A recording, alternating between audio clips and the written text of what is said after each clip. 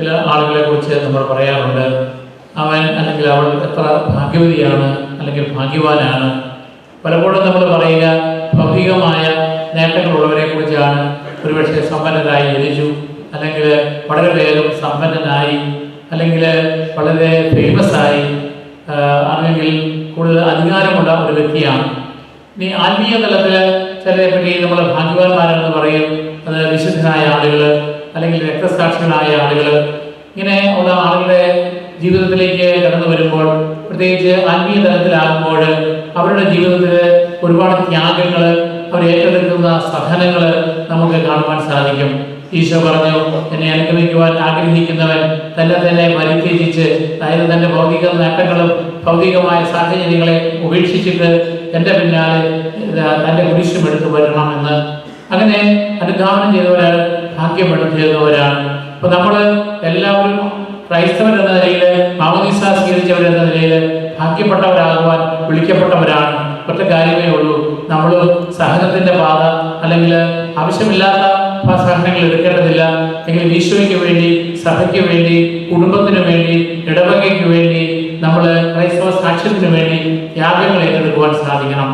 പരിശുദ്ധ അമ്മയെ നമ്മൾ ഇന്ന് അനുസ്മരിക്കുമ്പോൾ നമ്മൾ ഈ അമ്മയെക്കുറിച്ച് രണ്ട് തരത്തിലും വിശേഷങ്ങൾ പറയാറുണ്ട്. സ്ത്രീകളിൽ അനുഗ്രഹീതയാണ്.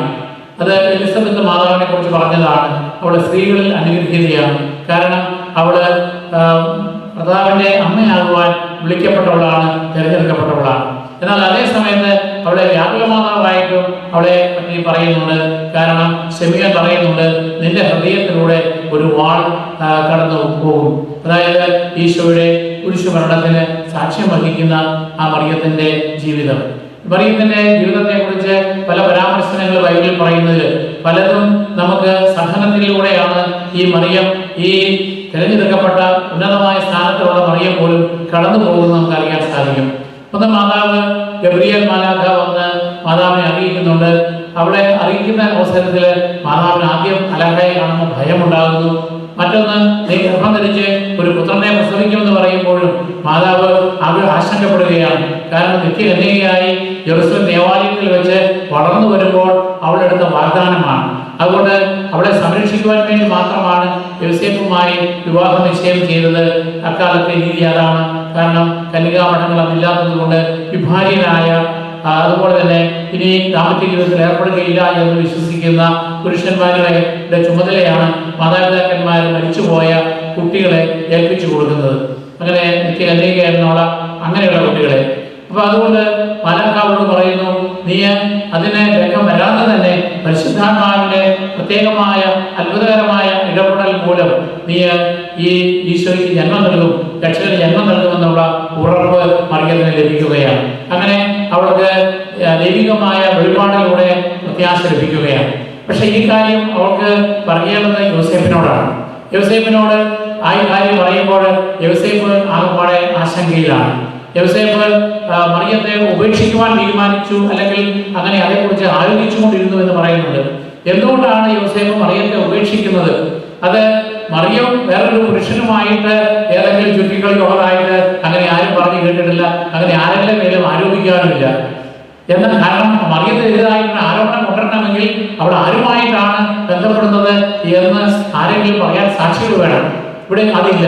അപ്പൊ അതുകൊണ്ട് വേദപണ്ഡിതന്മാർ പറയുന്നത് യോസേഫിന് മറിയം കന്യകയിൽ ഗർഭം ധരിച്ചൊരു പുത്രനെ പ്രസവിക്കും എന്നുള്ള ആ പ്രവചനം, രക്ഷകനായിട്ട് വരുന്നവൻ സ്ത്രീ പുരുഷ ബന്ധത്തിലൂടെ അല്ല ജനിക്കുന്നത് എന്നുള്ള പ്രവചനം യോസേഫ് വിശ്വസിച്ചിരുന്നു.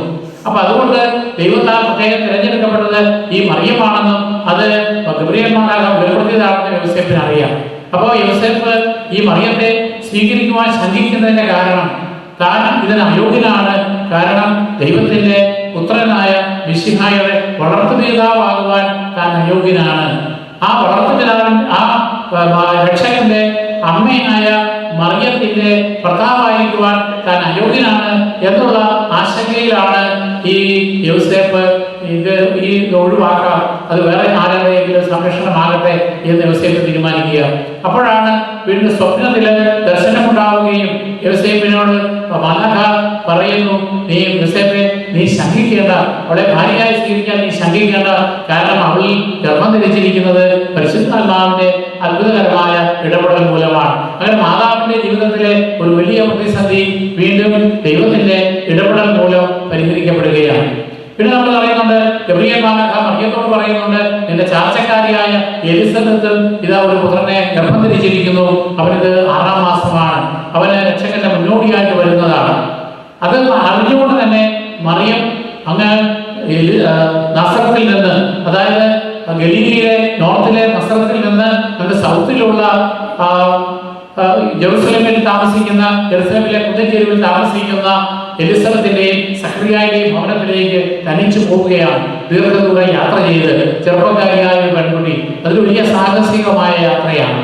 അപ്പോൾ ആ യാത്രയുടെ അവസാനത്തിൽ എലിസബത്തിനെ കണ്ടു കഴിയുമ്പോൾ ആ മറിയത്തിന്റെയും ഈശോയുടെയും സാന്നിധ്യം മൂലം മറിയത്തിന്റെ എലിസബത്തിന്റെ ഉദരത്തിലെ ശിശു കുതിച്ചു ചാടുന്നു. പരിശുദ്ധാത്മാവിന്റെ പ്രചോദനത്താൽ മറിയത്തെ കുറിച്ചുള്ള പ്രവചന ഗീതം എലിസബത്ത് നടത്തുകയാണ്. കർത്താവിന്റെ അമ്മ എന്നെ സന്ദർശിക്കുവാൻ എനിക്ക് ഭാഗ്യമുണ്ടായല്ലോ എന്ന് പറഞ്ഞുകൊണ്ട് അവിടെയും തന്റെ സഹനം ഏറ്റെടുക്കുമ്പോൾ, ത്യാഗം ഏറ്റെടുക്കുമ്പോൾ ദൈവത്തിന്റെ മഹനീയമായ സാന്നിധ്യവും ആനന്ദവും മറിയം അനുഭവിക്കുകയാണ്. അപ്പോൾ തന്നെ ഉണ്ണീശോയ്ക്ക് ജന്മം നൽകേണ്ട സമയമാകുമ്പോൾ അവിടെ ഇത് അഗസ്റ്റസ് സീസർ ചക്രവർത്തിയുടെ കൽപ്പന ഉണ്ടാകുന്നു, ഒരു സെൻസസ് എടുക്കണം, എല്ലാ ജനങ്ങളുടെ ഒരു കണക്കെടുക്കുന്നത് നികുതി പിരിക്കുവാൻ വേണ്ടിയാണ്, റോമാക്കാർക്ക് വേണ്ടി. അപ്പോൾ യഹൂദ പാരമ്പര്യം അനുസരിച്ച് ഓരോരുത്തരും അവരവരുടെ ഗോത്രത്തിൽ ചെന്ന് വേണം കണക്ക് ബോധിപ്പിക്കുവാൻ. അപ്പോൾ ദാവീദിന്റെ നഗരമായ ബെത്ലഹേമിൽ നിന്നുള്ളവരാണ് മറിയവും യോസേഫും. അതുകൊണ്ടാണ് മറിയവും യോസേഫും വീണ്ടും ദീർഘദൂരം യാത്ര ചെയ്ത് നസറത്തിൽ നിന്ന് വീണ്ടും ബെത്ലഹേമിലേക്ക്, ജെറുസലേമിന് സൗത്തിലുള്ള ആ ബെത്ലഹേമിലേക്ക് യാത്രയാകുന്നത് പൂർണ്ണഗർഭിണിയായ മറിയവുമായിട്ട്. അങ്ങനെ വളരെ ക്ലേശം സഹിച്ച് ഈ യാത്ര ചെയ്യുന്നത് അവിടെ ചെല്ലുമ്പോഴും അതിന് മുമ്പേ ആളുകളെല്ലാം അവിടെ വന്നു സത്രം നിറഞ്ഞു, വീടുകളിൽ പോലും അഭയം കിട്ടാത്ത അവസ്ഥയായി.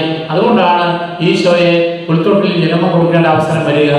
എപ്പോഴും നമ്മൾ കാണുന്നുണ്ട് മാലാഖമാരുടെ കീർത്തനങ്ങൾ, അതുപോലെ തന്നെ ആട്ടിടയന്മാരും വന്ന് അവരെ സന്ദർശിക്കുന്നു. അവരുടെ തണുപ്പില് അവർക്ക് ചൂട് കൊടുക്കുന്നത് ഈ ആടുകളുടെയും ഇടയന്മാരുടെയും ഒക്കെ സാന്നിധ്യം കൊണ്ടാണ്. അവിടെയും പ്രത്യാശ നമ്മൾ കാണുകയാണ്. വീണ്ടും നമ്മൾ കാണുന്നുണ്ട് ഈശോയെ ദേവാലയത്തില് കാഴ്ചവെക്കുവാൻ ചെല്ലുമ്പോൾ ശെമയോൻ എന്ന ആ പ്രവാചകൻ പറയുകയാണ്, ഇത് ഈ ശിശു എന്തായി തീരുമെന്ന്. അതേ സമയത്ത് മറിയത്തിനുണ്ടാകാവുന്ന സഹനത്തെ കുറിച്ച് നിന്റെ ഹൃദയത്തിലൂടെ ഒരു വാൾ കടന്നു പോകും എന്നുള്ളതായ പ്രവചനവും. അപ്പൊ സന്തോഷവും ദുഃഖവും സമ്മിശ്രമായിട്ടാണ് നമ്മുടെ ക്രൈസ്തവ ജീവിതത്തിൽ ഉണ്ടാവുക. വീണ്ടും യോസേഫും മറിയവും തിരിച്ച് നസറത്തിലേക്ക് പോകുവാനായിട്ട് ഒരുങ്ങിയിരിക്കുന്ന സമയത്താണ് അവിടെ വീണ്ടും മാലാഖയുടെ ദർശനം അല്ലെങ്കിൽ സ്വപ്നം യോസേഫിനുണ്ടാകുന്നത്. ശിശുവിനെയും കൊണ്ട് എത്രയും വേഗം നിങ്ങൾ ഈജിപ്തിലേക്ക് പലായനം ചെയ്യുക, കാരണം 2 വയസ്സിൽ താഴെയുള്ള കുഞ്ഞുങ്ങളെയെല്ലാം വധിക്കുവാനായിട്ട് ഹെറോദോസ് രാജാവ് തീരുമാനിച്ചിരിക്കുന്നു. അപ്പോൾ ഈശോയുടെ ആ ജീവൻ അപകടത്തിലാകുമ്പോൾ തീർച്ചയായും യോസേഫിനും മറിയത്തിനും ഉണ്ടാകുന്ന ആശങ്ക എന്ന് മാത്രമാണ്. അവര് രാത്രി സമയങ്ങളിൽ ഒളിച്ചും പാത്തും ആ ശിശുവിനെയും കൊണ്ട് യാത്ര ചെയ്യുകയാണ്. മാത്രമല്ല ഇത്രയും നാള് അവിടെ ബെത്ലഹേമിൽ താമസിക്കുവാനുള്ള സാമ്പത്തിക കാര്യങ്ങളുമായിട്ട് കരുതിയല്ല യോസേഫ് വന്നിട്ടുള്ളത്. അവരുടെ കയ്യിൽ അതിനുള്ള റിസോഴ്സസ് ഇല്ല, ജോലിയില്ല. പക്ഷേ ദൈവത്തിന്റെ പരിപാലനയില് പൂജരാജാക്കന്മാര് അവിടെ വന്നപ്പോൾ വളരെ വിലപിടിപ്പുള്ള സ്വർണവും മീറയും കുന്തിരിക്കവുമാണ് കാഴ്ചവെക്കുന്നത്. അന്നത്തെ കാലത്ത് ഈ പൊന്നും മീറയും കുന്തിരിക്കവും ഏറ്റവും വിലപിടിപ്പുള്ള സാധനങ്ങളാണ്. അപ്പൊ അതുകൊണ്ട് തന്നെ ഈജിപ്തിൽ കഴിയുന്ന കാലഘട്ടത്തിലും അല്ലെങ്കിൽ ഈജിപ്തിലേക്കുള്ള യാത്രയിലും ഒക്കെ അവർക്കുള്ള ചെലവുകൾ നടത്തുവാനുള്ള പണം ദൈവം ഈ രാജാക്കന്മാരിലൂടെ ഏൽപ്പിച്ചു കൊടുക്കുകയാണ്. ഈശോയെ 12 വയസ്സിൽ കാണാതെ പോയപ്പോൾ 3 ദിവസത്തേക്ക് യോസേഫും മറിയവും ഇതുമാത്രം ബുദ്ധിമുട്ട് അനുഭവിച്ചു. തങ്ങളെ ദൈവം ഏൽപ്പിച്ച കുഞ്ഞിനെ കാണാതെ പോകുന്നു. ആ കുഞ്ഞിന് വല്ലതും സംഭവിച്ചോ? ദൈവത്തിന്റെ അടുക്കൽ തങ്ങൾ എങ്ങനെ കണക്ക് ബോധിപ്പിക്കും? അങ്ങനെ തിരിച്ച് ജെറുസലേം ദേവാലയത്തിൽ ചെല്ലുമ്പോൾ കുട്ടികളുടെ കൂടെ കളിച്ചു നടക്കുന്ന ഈശോ എല്ലാം കാണുക. 12 വയസ്സായാൽ യഹൂദ പാരമ്പര്യ പ്രകാരം യഹൂദ നിയമങ്ങൾ പാലിക്കുവാനും ആചാരാനുഷ്ഠാനങ്ങൾ നടത്തുവാനുമുള്ള പക്വതയായ ആൾ ആളുകളായിട്ടാണ് കണക്കാക്കപ്പെടുന്നത്. അതുകൊണ്ട് തന്നെ ആ കുട്ടികൾക്ക് അവിടെ ദേവാലയത്തിൽ ചെല്ലുമ്പോൾ സ്വാതന്ത്ര്യമുണ്ട്. 12 വയസ്സോ അതിന് മുകളിലോ പ്രായമുള്ള കുട്ടികളൊക്കെ ഒന്നിച്ചാണ് നടക്കുക. അതുകൊണ്ടാണ് അവർ മിസ്സായി പോകുന്നത്. അങ്ങനെ വരുമ്പോഴോ അവർ കാണുന്നത് വേദപണ്ഡിതന്മാരെക്കാളും വലിയ ബുദ്ധിമുഖത്തോടുകൂടി സോളമനെ വെല്ലുന്ന പ്രാഗൽഭ്യത്തോടുകൂടി യഹൂദ പണ്ഡിതന്മാരോട് വിശുദ്ധ ഗ്രന്ഥം വ്യാഖ്യാനിച്ചു കൊടുത്തുകൊണ്ട് അവിടെ ചർച്ചകൾ നടത്തുന്ന ഈശോയെ കാണുമ്പോൾ ഒരു വലിയ പ്രത്യാശയാണ്. ഹാനായിലെ വിവാഹ വിരുന്നില് ഈശോയോട് മറിയം ആവശ്യപ്പെടുകയാണ് ഒരു അത്ഭുതം പ്രവർത്തിച്ച് ആ കുടുംബത്തിലെ ദുഃഖമൊന്ന് മാറ്റണമെന്ന് പറയുമ്പോൾ പെട്ടെന്ന് കിട്ടുന്ന പ്രതികരണം, സ്ത്രീയെ എനിക്ക് നിനക്കും എന്ത്. പെട്ടെന്ന് കേൾക്കുമ്പോൾ ഇത് ബുദ്ധിമുട്ടായിട്ട് തോന്നും. ആ സ്ത്രീ എന്നുള്ളത് ആ ഉൽപ്പത്തി പുസ്തകത്തില് ദൈവം ഹവ്വ പാപം ചെയ്തതിന്റെ വികാരമായിട്ട് സാത്താനോട് സർപ്പത്തോട് പറയുന്നുണ്ട്, സ്ത്രീയും നീയും തമ്മിൽ ഞാൻ ശത്രുത ഉളവാക്കും. അത് ഹവ്വായും സാത്താനും തമ്മിലല്ല, മറിച്ച് അന്നേ ദൈവം കണ്ടിരിക്കുന്നതാണ് ഈ മറിയത്തെ. അവളും അതുപോലെ തന്നെ സാത്താനും തമ്മിലുള്ള ആ ശത്രുത, അവരുടെ സന്തതികൾ തമ്മിലുള്ള ശത്രുത. അപ്പൊ അതുകൊണ്ട് തന്നെ ഈ തിന്മയോട് പോരാടുന്ന ഒരു വലിയ വ്യക്തിയാണ് ഈശോയോട് ചേർന്ന് ഈ മറിയവും. അതുകൊണ്ട് ആ രക്ഷാകര പദ്ധതിയെ കുറിച്ച് കൂടിയാണ് വിഭാവനം ചെയ്യുക. പക്ഷേ മറിയത്തിന് അറിയാം താൻ പറഞ്ഞാൽ ഈ മകൻ ചെയ്യും. അതുകൊണ്ട് ഈശോയോട് മറിച്ചൊന്നും മറുപടി പറയാതെ പരിജ്ഞാനത്തോട് പറയുകയാണ്, അവൻ പറയുന്നത് എന്താണോ അത് ചെയ്യുക. അതുകൊണ്ടാണ് പരിജ്ഞാനം ഈശോയോട് ചോദിക്കുന്നത്, ഞങ്ങൾ എന്താ ചെയ്യേണ്ടത്? നിങ്ങൾ കൽപ്പനകളിൽ വെള്ളം നിറയ്ക്കാനായിട്ട് ഈശോ ആവശ്യപ്പെടുന്നു. ഇനി ഈശോയുടെ പരസ്യ ജീവിതകാലത്ത് 3 വർഷത്തിലധികം ഈശോ മാതാവിനെ ഉപേക്ഷിച്ചിട്ട് അപ്പസ്തലന്മാരോട് അവരുടെയും എല്ലാ കുടുംബങ്ങളെയും ഉപേക്ഷിച്ച് വരുവാൻ പറയുകയാണ്. അങ്ങനെ മറിയം വീണ്ടും യോസേഫ് മരിച്ചുപോയി, മറിയം തന്നെ താമസിക്കേണ്ടി വരുന്നു. ഒരുപക്ഷെ അയൽക്കാര് മറിയത്തെ സഹായിക്കുന്നുണ്ടാകാം. അങ്ങനെ വരുമ്പോഴാണ് ഈ മകനെ കാണാനുള്ള ആകാംക്ഷയോടുകൂടി മറിയം വന്ന് വലിയൊരു ജനക്കൂട്ടത്തോട് സംസാരിച്ചുകൊണ്ടിരിക്കുന്ന ഈശോയുടെ അടുക്കലേക്ക് ചെല്ലുക. ഈശോ മറിയത്തെ കാണുന്നില്ല, മറിയം ഈശോയെ കാണാനില്ല, അത്രയധികം ജനക്കൂട്ടമാണ്. അതുകൊണ്ടാണ് ആളുകൾ എന്ന് പറയുന്നു, ഇതാ നിന്റെ അമ്മ വന്നിട്ടുണ്ട് നിന്നെ കാണാനായിട്ട്. അപ്പൊ ഈശോ ചോദിക്കുകയാണ്, ആരാണ് എൻ്റെ അമ്മ, ആരാണ് എൻ്റെ സഹോദരൻ, ആരാണ് എൻ്റെ സഹോദരി? കാരണം മറിയം ഈശോയുടെ ഇമ്മീഡിയറ്റ് റിലേറ്റീവ് ആയിട്ടുള്ള ഒരുപക്ഷെ യോസേഫിന്റെ മക്കളോ ആയിട്ടുള്ള ആളുകളെ അതിലെ ഭാര്യ എന്നുള്ള മക്കളൊക്കെ ആയിട്ടായിരിക്കാം വന്നിരിക്കുക. അതുകൊണ്ട് എന്നെ വെച്ചുകൊണ്ട് ഈശോ മറ്റു കാര്യങ്ങൾ പഠിപ്പിക്കുകയാണ്, എൻ്റെ വചനം ശ്രവിക്കുകയും അത് പാലിക്കുകയും ചെയ്യുന്നവര് എൻ്റെ സഹോദരനും സഹോദരിയും അമ്മയുമാണ്. അവിടെ നമ്മൾ ആ അമ്മയെ മൈൻഡ് ചെയ്യുന്നത് നമുക്ക് തോന്നാം, പക്ഷേ ഈശോ ഇങ്ങനെയുള്ള അവസരങ്ങൾ പ്രയോജനപ്പെടുത്തി പഠിപ്പിക്കുകയാണ്. അതുപോലെ തന്നെ ആ പരസ്യ ജീവിതകാലത്ത് ആ മകൻ അനുഭവിക്കുന്ന യാതനകൾ, ആ മകൻ നിഷ്കളങ്കനാണ്, ഒരു പാപവും ചെയ്യാത്തവനാണ്, ദൈവത്തിന്റെ സത്യമാണ് പഠിപ്പിക്കുന്നത് എന്ന് വരികിലും അവനെ അസത്യത്തിന്റെ പ്രവാചകനായി നിയമങ്ങൾ ലംഘിക്കുന്നവനായി വലിയ ആരോപണങ്ങൾ ഉന്നയിക്കുകയും അവനെതിരെ ഗൂഢാലോചന നടത്തുകയും അവനെ ക്രൂശിക്കുവാൻ പരിശ്രമിക്കുകയും ചെയ്യുന്ന ആളുകളെ കേൾക്കുമ്പോൾ ആ അമ്മയ്ക്കുണ്ടാകുന്ന വേദന എന്താണ് എന്ന് നമുക്ക് ആലോചിച്ചു നോക്കാം.